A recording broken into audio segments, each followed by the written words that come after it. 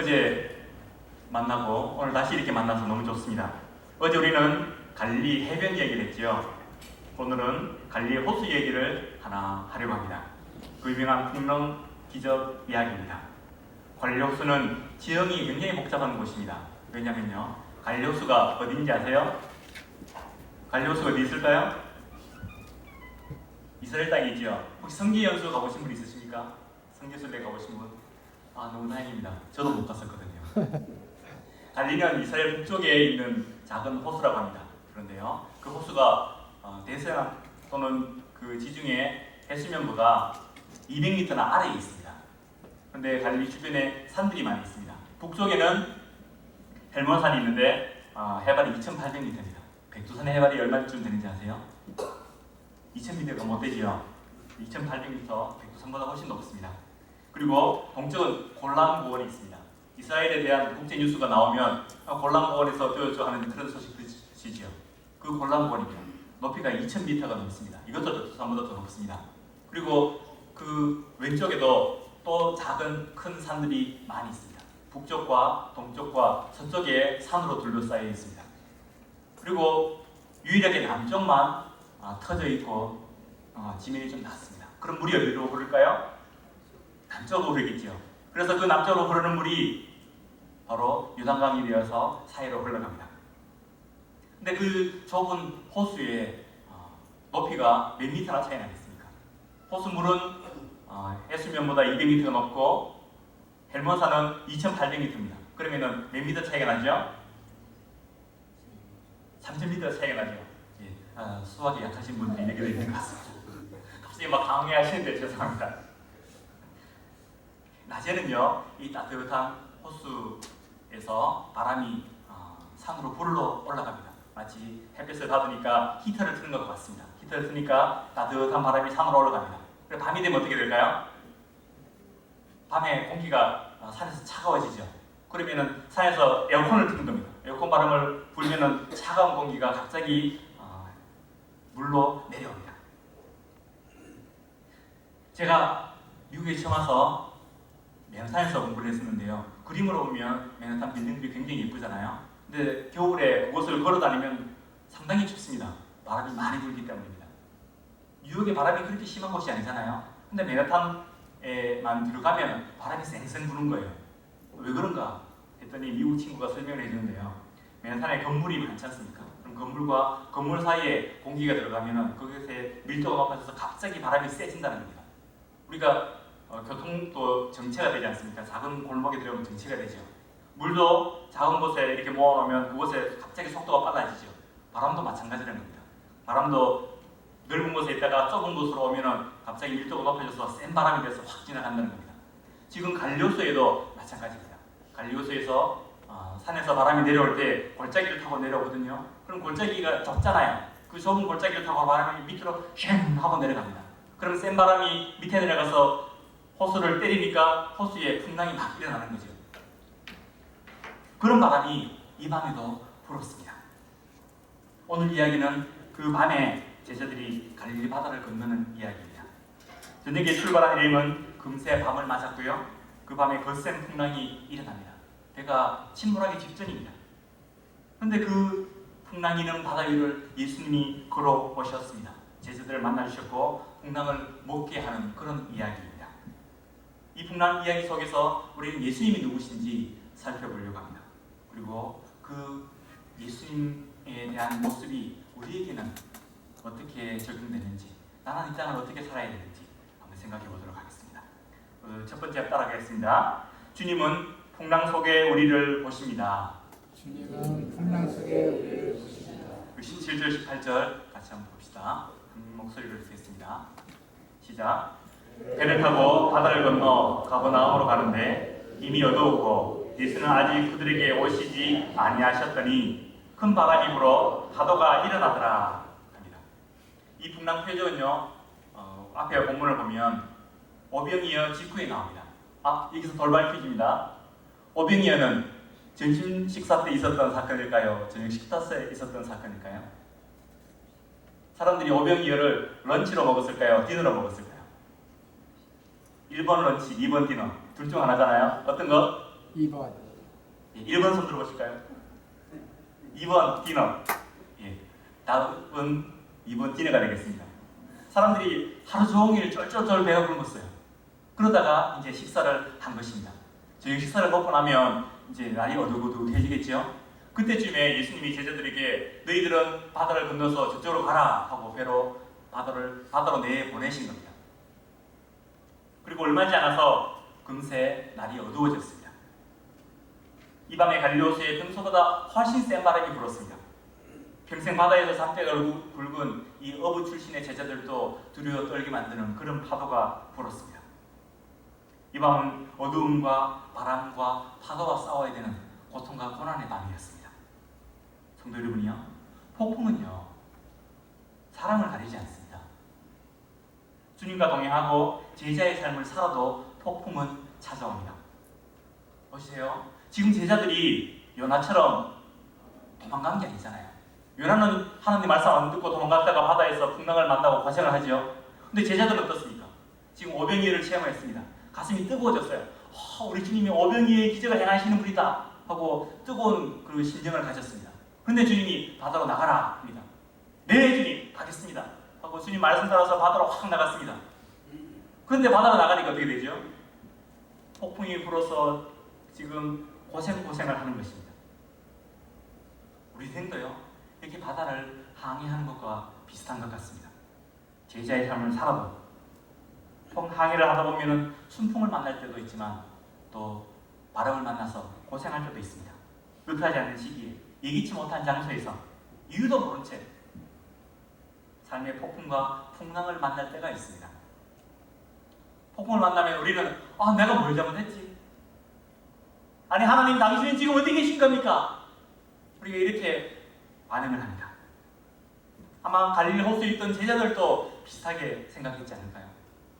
그러나 성도 여러분이요, 폭풍을 만났다는 것이 주님께 버림받았다는 뜻은 아닙니다. 다시 따라해 보겠습니다. 폭풍을 만났다는 것이 주님께 버림받았다는 것은 아닙니다. 주님께 버림받았다는 것은 아닙니다. 그러면 이 폭풍 때에 주님은 과연 어디서 뭘 하고 계셨을까요? 본문에는 그것에 대한 묘사가 없습니다. 그러나 마가복음 6장에 보면 비슷한 사건이 또 나오거든요. 같은 이야기를 마가복음 6장에서도 반복하고 있습니다. 거기 보면 예수님은 제자들과 작별한 뒤에 갈릴리 바다가 내려다 보이는 산에 올라가서 기도를 하고 계셨습니다. 그런데 제자들이 폭풍 속에 괴롭게 놓여있는 것을 보시고 제자들을 향해서 바다 위를 막 뛰어오셨습니다. 마가복음 6장 제가 읽어드립니다. 바람이 거스름으로 제자들이 힘겹게 놓여있는 것을 보시고 밤사경에 바다 위로 걸어서 그들에게 오사 하십니다. 그렇습니다. 주님은 우리를 보고 계시는 주님입니다. 그리고 우리를 위해서 기도하고 계십니다. 그리고 결정적인 순간에 우리에게 오셔서 도움을 주십니다. 사랑하는 성도 여러분요, 우리 인생의 폭풍 속에 있을 때에 우리가 기억할 것이 있습니다. 우리는 아무 도움 없이 그 고통의 현장 속에 혼자 덩그러니 내버려진 게 아닙니다. 마치 노아처럼 그 땅에 그냥 버려진 것이 아닙니다. 주님이 그때라도 우리를 보고 계시고 우리를 위해 기도하고 계신 줄 믿습니다.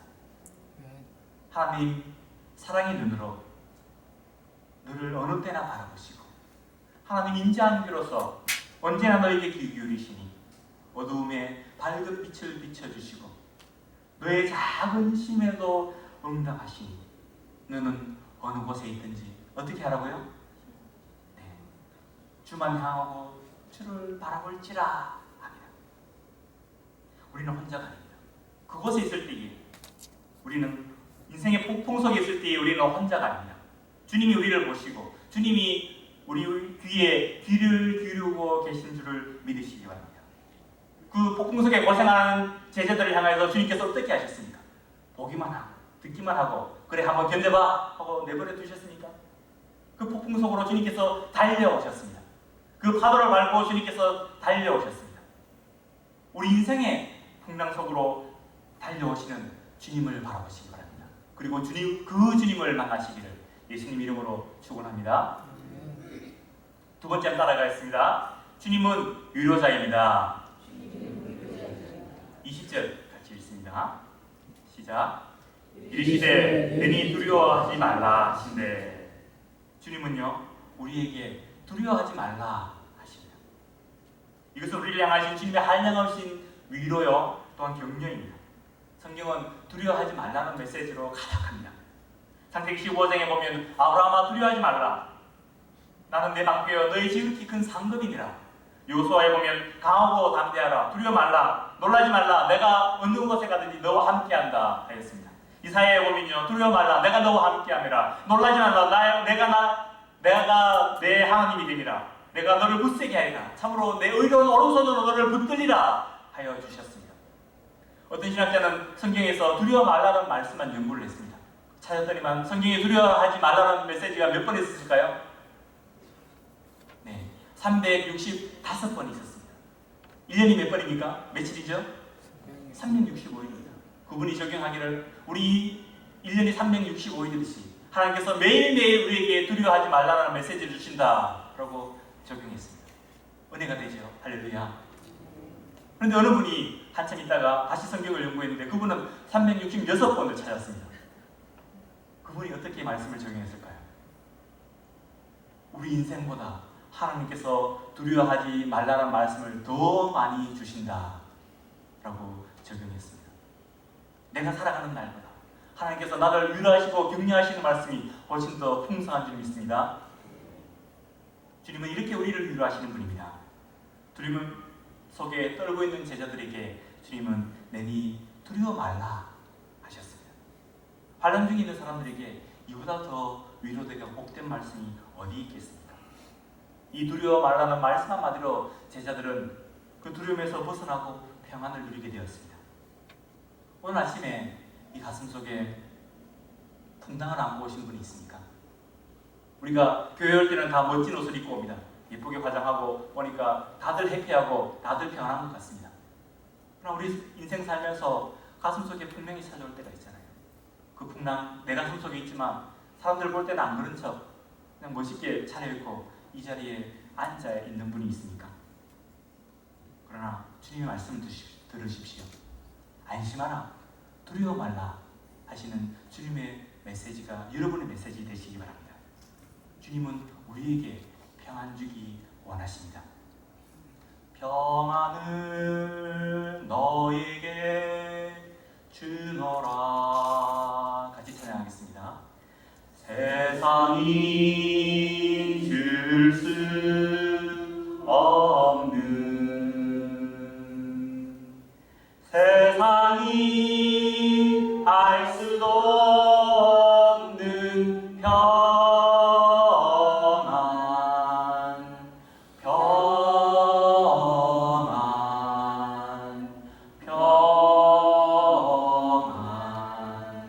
평안을 내게 주노라. 주님은요 우리에게 평안 주시는 주님임을 고백합니다. 주님은 저에게도 평안을 주셨습니다. 제 얘기 하나만 할까요? 제가 고3 때 대학 입시를 친 겨울 어느 날이었습니다. 그때 교회에서 금요 철야 예배를 드렸습니다. 제 모교에는 금요 철야 예배를 드리면 말 그대로 철야를 했습니다. 밤새 기도를 하고 새벽이 되면 새벽기도 마치고 집에 가는 그런 교회였습니다. 저도 교회에서 앉아서 밤새 기도를 해왔습니다. 당시 저는 하드타임을 좀 보내고 있었습니다. 저는 너무나 외롭고 공허했었습니다. 3년 내내 대학을 향해서 공부했는데 막상 대학에 들어가게 되니까 갑자기 목표가 없어지는 거예요. 3년 내내 제 목표는 대학 들어가는 것이었는데 목표가 없어지니까 이제는 뭘 해야 되지? 갑자기 막막해졌습니다. 저는 어릴 때 어머니가 돌아가셨어요. 그래서 할머니 품에서 자랐습니다.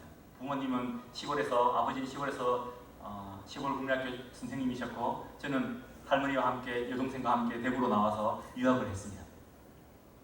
교회 나가서 제가 참 위로를 많이 얻고 살았지만 교회 있을 때 가장 힘든 날이 하나씩 매년 있었습니다.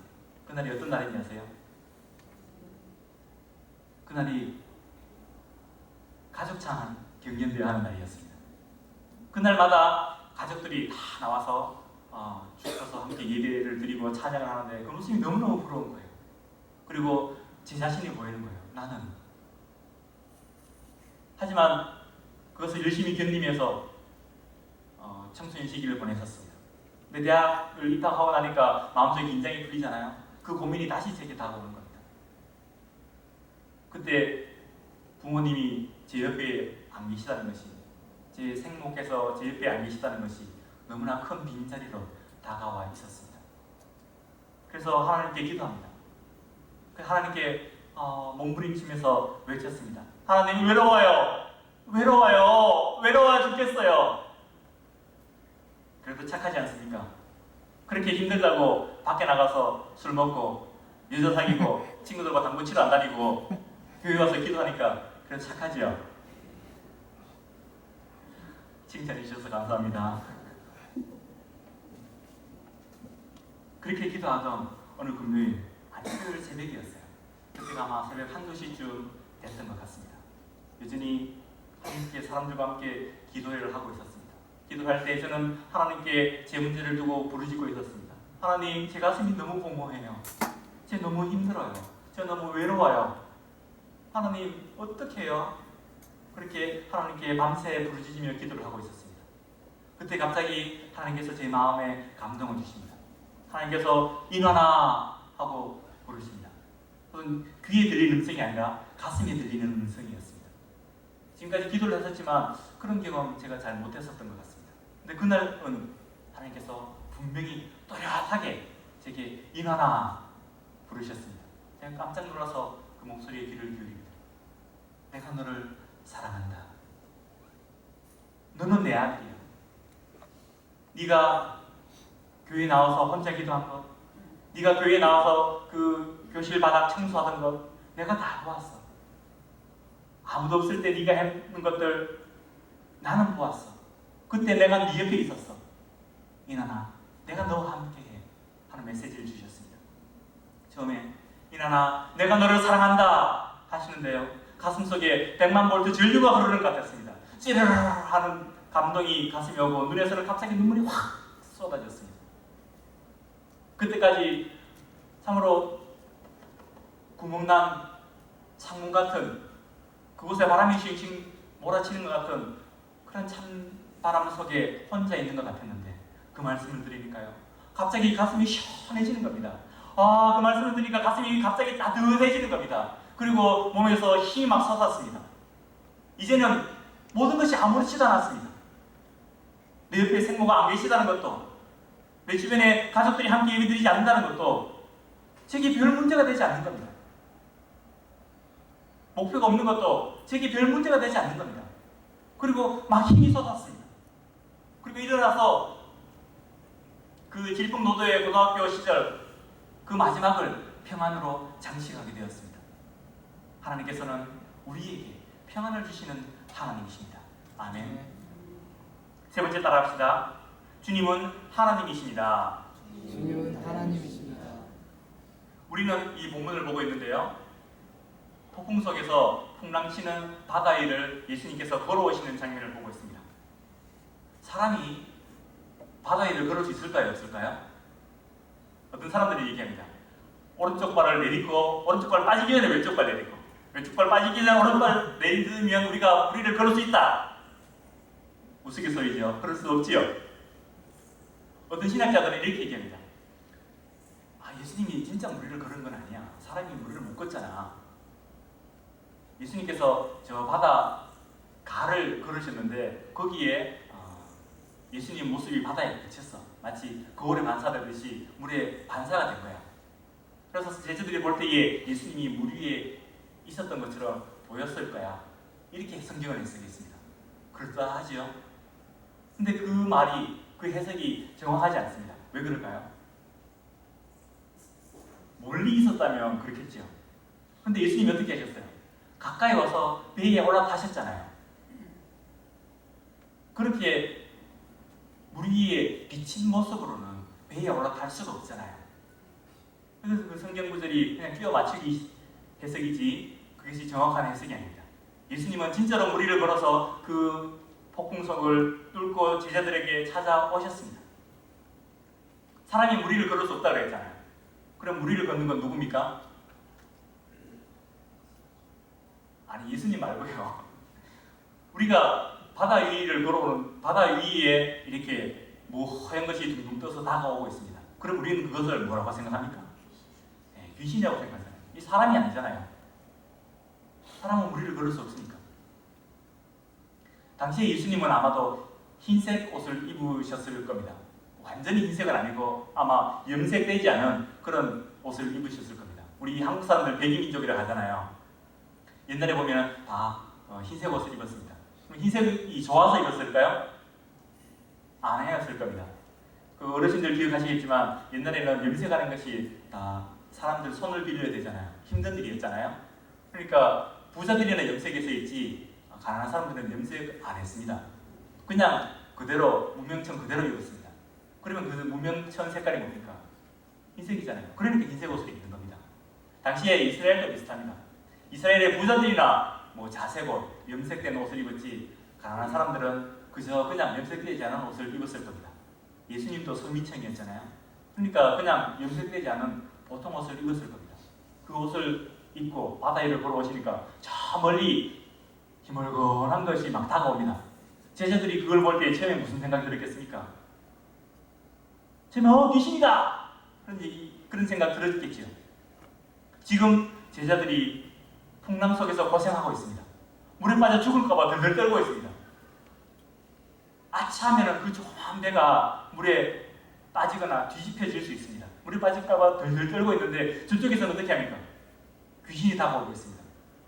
이러지도 저러지도 못하는 그런 상황입니다. 제자들이 그런 모습을 보시고 주님께서 제자들에게 말씀하시는 겁니다. 나다 얘들아 놀라지 마. 나 귀신 아니야. 나 예수님이야. 너희들 선생님 예수님이야. 하고 제자들을 위로해 주십니다. 그것이 바로 나다 I am 하는 겁니다. 이 I am 나다 하는 것은요. 그런데 좀 재밌는 표현입니다. 여기에는 이중의 의미가 있습니다. 우리 영어 성경 중에 NLT라는 성경이 있습니다. 요즘 나온 성경인데요. 젊은 사람들을 위해서 쉬운 말로 번역된 성경입니다. 거기 보면 이 두 가지 뉘앙스를 잘 번역하고 있습니다. 첫 번째 번역은 영어로 보면 I am here 입니다. 나야 나. 내가 예수님이야 하는 그런 말씀입니다. 두 번째 번역은요. I am is here. I am이 여기 있어 라고 번역하는 것입니다. 여기서 I am은 대문자 I am입니다. 이 I am이 뭘까요? 이 I am은요. 하나님이 모세를 부르실 때 주셨던 이름입니다. 우리가 창세기 다음에 무슨 책이죠? 출애굽기잖아요. 출애굽기에 가면 하나님이 불타는 가시떨기에서 모세를 찾아오셔서 내가 하나님이야. 내가 너를 애굽으로 보낼 거야. 거기서 내 백성을 출애굽시켜라 하는 그런 메시지를 주셨습니다. 그때 모세가 하나님의 이름을 묻습니다. 아니 하나님, 나를 보내신 하나님 이름이 뭡니까? 백성들에게 가서 내가 누구에게서 보내받았다고 할까요? 하니까 나는 뭐라고 하셨습니까? 한국말로 뭐라고 하셨지요? 내 이름은 그렇죠. 스스로 있는 자다 하였습니다. 근데 이것을 영어 성경으로 보면요. I am that I am 하였습니다. 여기서 예수님께서 I am is here 하는 것은 그 I am that I am의 그 I am입니다. 내가 바로 그 하나님이야. 내가 출애굽시켰던 그 하나님이야. 출애굽시켰을 때 하나님 이름이 여호와라고 가르쳐 주셨잖아요. 내가 너희를 출애굽시키는 너희를 구원하는 그 여호와 하나님이야 라고 하는 것입니다. 그 옛날에 이스라엘 백성들이 애굽에서 노예로 고생할 때에 애굽에서 노예로 죽도록 고생할 때에 그 노예의 속박에서 벗겨준 구원의 하나님, 출애굽시켜준 하나님이 여호와 하나님이잖아. 지금 그 하나님 여호와가 바로 나라는 것을 너희들에게 말해주고 있는 거야 라는 메시지가 I am is here 입니다. 실은 이 본문에서 우리가 보면요, 출애굽 메시지가 굉장히 많이 들어있다는 것을 발견하게 됩니다. 우리가 그냥 본문을 읽으면 잘 모르지만 하나씩 생각하면서 보면 그것을 캐치해낼 수가 있습니다. 오병이어와 이 풍랑 표적에는 출애굽 이미지가 상당히 투사되고 있습니다. 우선 오병이어하고 풍랑 표적이 행해졌던 시기가 언제인지 아십니까? 그때가 바로 6월절이었습니다. 근데 6월절이 어떤 날이죠? 출애굽기 할 때 6월절이 만들어집니다. 그때 6월절이 어떤 날입니까? 열 재앙 중에 마지막 장자재앙이 내리지 않습니까? 하나님께서 말씀해 주십니다. 피를 발라라. 그러면은 사자들이 그 피를 보고 어떻게 한다고요? 넘어가리라. 패스오버하리라. 그래서 6월절입니다. 이스라엘 백성들이 출애굽하는 그 시기에 만들어진 절기가 바로 6월절입니다. 그 노예에서 해방되는 절기가 6월절입니다. 그 절기에 예수님께서 풍랑 표적을 보여주셨던 겁니다. 그리고 오병이어는 광야에서 먹었던 만나와 메추라기를 생각나게 합니다. 만나와 메추라기가 단순한 먹을거리가 아니잖아요.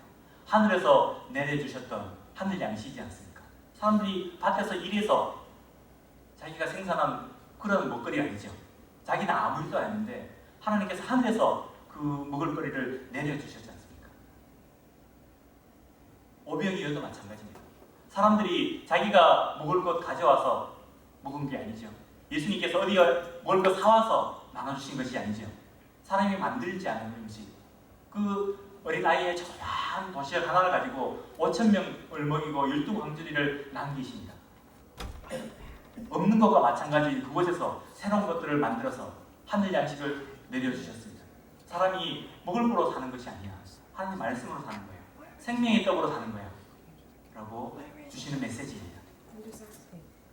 또한 하나님이 홍해를 가르신 것처럼 주님은 갈릴리 바다를 밟고 정복하셨습니다.